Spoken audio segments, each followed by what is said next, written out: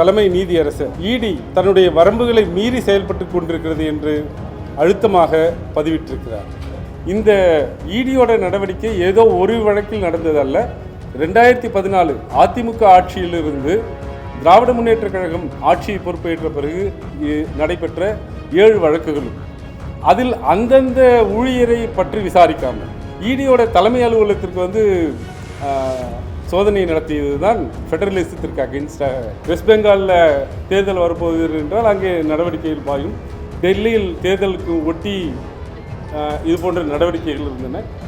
உச்சநீதிமன்றம் இப்போது இது உன்னிப்பாக கவனித்து வெஸ்ட் பெங்கால், டெல்லி மற்றும் எங்கெங்கெல்லாம் எதிர்க்கட்சிகள் ஆட்சி செய்கின்றனவோ அங்கெல்லாம் சிபிஐயும் இடியும் வருமான வரித்துறையும் தொடர்ந்து துஷ்பிரயோகம் செய்வதை இந்த நம்முடைய நாட்டு மக்கள் நன்றாக.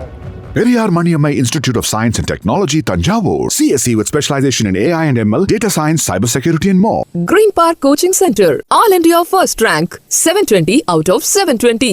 Number of students joined MBBS in 2024, 1951. Green Park Coaching Center, Meenakshi Faculty of Allied Health Science, BSc Technology courses. Apply now. அறுவை சிகிச்சையில் கத்தை என்பது வரலாறு, ரோபோட்டிக் சர்ஜரி என்பது இன்றைய கூறு. தங்கம் புற்றுநோய் சிகிச்சை மையம், நாமக்கல் மற்றும் கான்பூர். வணக்கம். இன்றைக்கு உச்சநீதிமன்றத்தில் தமிழக அரசு மற்றும் டாஸ்மாக் நிறுவனம் இடி உடைய நடவடிக்கைகள் மீது மற்றும் முறையற்ற முறையில் இடியோட சேர்மன் அவருடைய வீட்டில் சோதனை செய்வது, தமிழக அரசு அலுவலகங்களில் சோதனை செய்வது உள்ளிட்ட முறையீடுகளை உச்சநீதிமன்றத்தில் தமிழக அரசின் மூலமாக மனு தாக்கல் செய்யப்பட்டு விசாரணைக்கு வந்தது. விசாரணைக்கு எடுத்துக்கொண்ட மாண்புமிகு உச்சநீதிமன்றம், குறிப்பாக மாண்புமிகு தலைமை நீதியரசர் இடி தன்னுடைய வரம்புகளை மீறி செயல்பட்டு கொண்டிருக்கிறது என்று அழுத்தமாக பதிவிட்டிருக்கிறார். அது மட்டுமல்ல, தமிழக அரசு இது போன்ற நடவடிக்கைகள் மாநில சுயாட்சிக்கு எதிரானவை என்பதை குறிப்பிட்டு ஒரு மனு தாக்கல் செய்திருந்தோம்.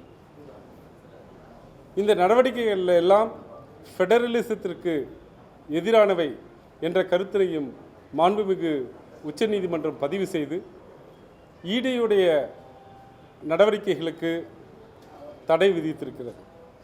தடை விதித்ததோடு மட்டுமல்லாமல் 2ஆம் முறையாக உத்தரவை பிறப்பித்துவிட்டும் கூட இடி தன்னுடைய வரம்புகளை மீறி சென்று கொண்டிருக்கிறது என்பதை அழுத்தமாக பதிவிட்டிருக்கிறது.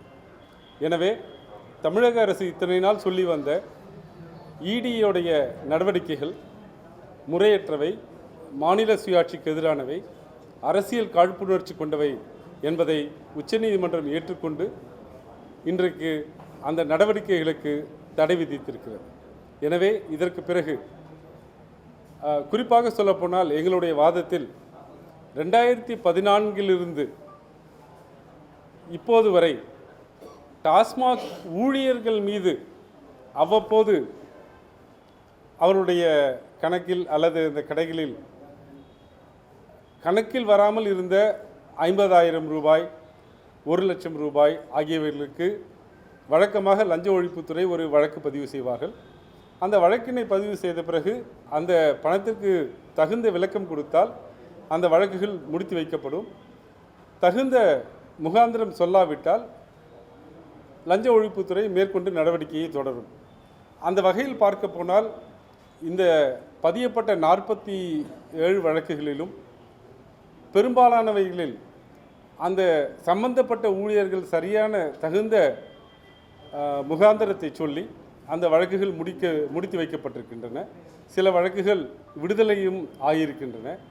இதையெல்லாம் வைத்துக்கொண்டு இடி டாஸ்மாக் நிறுவனத்திற்குள்ளேயே சென்று சோதனை செய்வது என்பது முறையற்றது. அதாவது அனைவருக்கும் தெரிந்த வகையில் இடி ஒரு வழக்கை எடுத்து நடத்த வேண்டுமென்றால் அதற்கு ஒரு முதன்மை வழக்கு இருக்க வேண்டும். ப்ரிடிகேட் அஃபென்ஸ் என்று சொல்வார்கள். அந்த ப்ரிடிகேட் அஃபென்ஸுக்கு சொல்லப்பட்ட உரித்த நபருக்கு மேல் மட்டும்தான் இடி நடவடிக்கை பாயும்.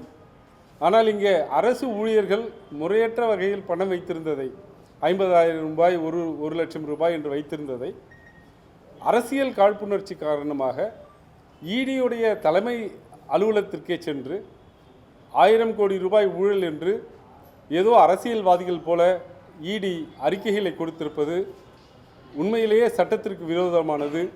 அதைத்தான் தமிழக அரசு சொல்லிக்கொண்டே வந்திருக்கிறது. திராவிட முன்னேற்றக் கழகமும் அதை சொல்லிக்கொண்டே வந்திருக்கிறோம். அதை இன்று உச்சநீதிமன்றம் பிரைமா ஃபேசியாக, அதாவது முதல் நோக்காக வழக்கு இருக்கிறது என்பதை ஒப்புக்கொண்டு தடை விதித்திருக்கிறது. இந்த செய்தியை சொல்வதற்கு தான் இந்த கூட்டம். அனைத்து எல்லைகளையும் தாண்டி இருப்பதாக சொல்லியிருக்காங்க. பல இடங்கள்ல அரசு பண்ணா 1 வருஷம் இருக்கணுமா அப்படின்றத கட்டாயமான கேள்வி கேட்ட உச்சநீதிமன்றம் இன்றைக்கு அனைத்து வரம்புகளையும் மீறினீங்கன்னு சொல்லியிருக்காங்க. இதை நீங்க எப்படி பாருங்க? ஆமாம், அனைத்து வரம்புகளையும் மீறிவிட்டார்கள் என்றால் ப்ரொசீஜரல் நடைமுறை சட்டங்களை மீறி இருக்கிறார்கள், அரசியலமைப்பு சட்டத்தை மீறி இருக்கிறார்கள். ஃபெடரல் ஸ்ட்ரக்சர் என்று சொல்லக்கூடிய அந்த மாநில சுயாட்சி என்பது அரசியலமைப்பினுடைய அடிப்படை தத்துவம், அதை மீறி இருக்கிறார்கள். அது மட்டுமல்ல, அரசியல் காரணங்களுக்காக இந்த சட்டத்தை துஷ்பிரயோகம் செய்திருக்கிறார்கள். எனவே தான் உச்சநீதிமன்றம் நீங்கள் எல்லையை மீறி சென்று கொண்டிருக்கிறீர்கள் என்று சொல்ல வேண்டிய தருணம் வந்திருக்கிறது.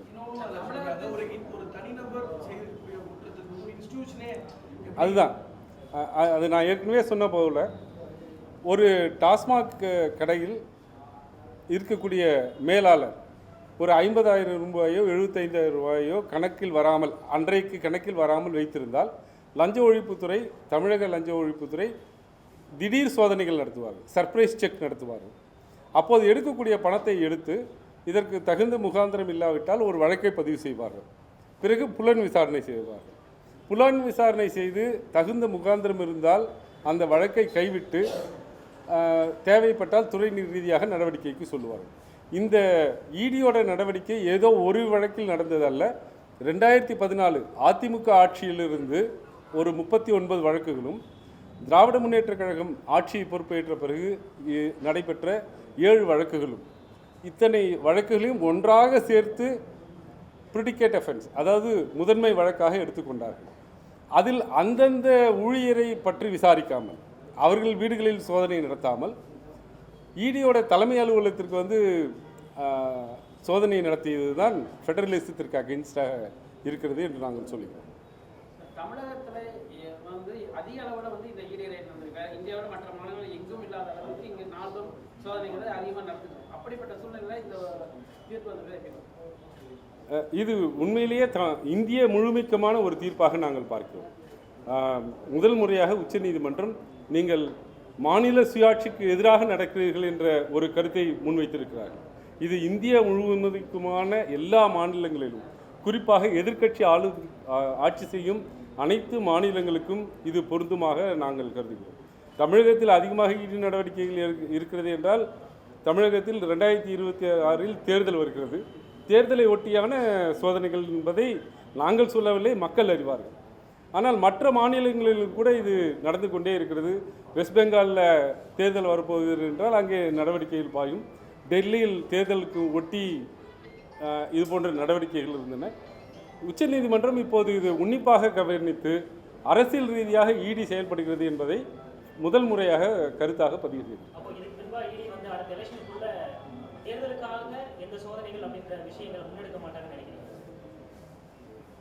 உச்சநீதிமன்ற கருத்துக்களை சரியாக உள்வாங்கினால் உண்மையில் அப்படிதான் நடக்கணும்.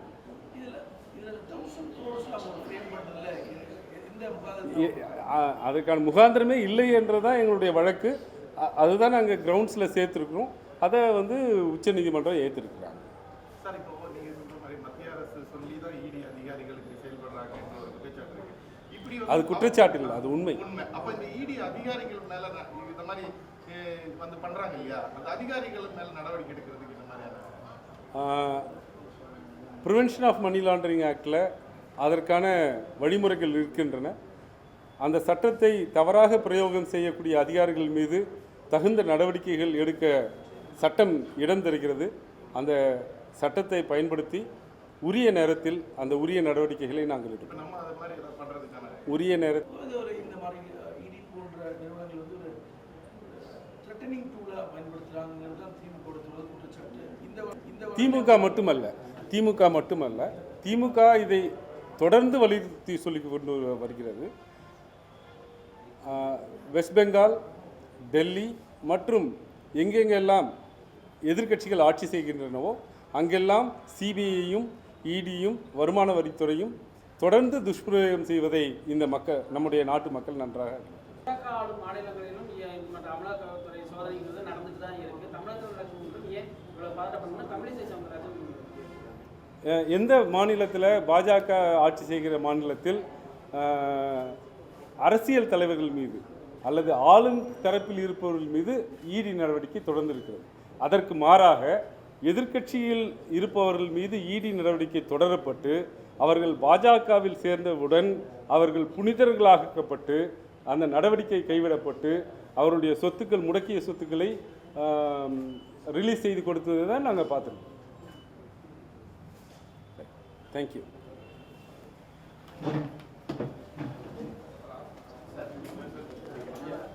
Periyar Maniammai Institute of Science and Technology, Tanjavur. CSE with specialization in AI and ML, data science, cybersecurity and more. Green Park Coaching Center, All India first rank, 720 out of 720.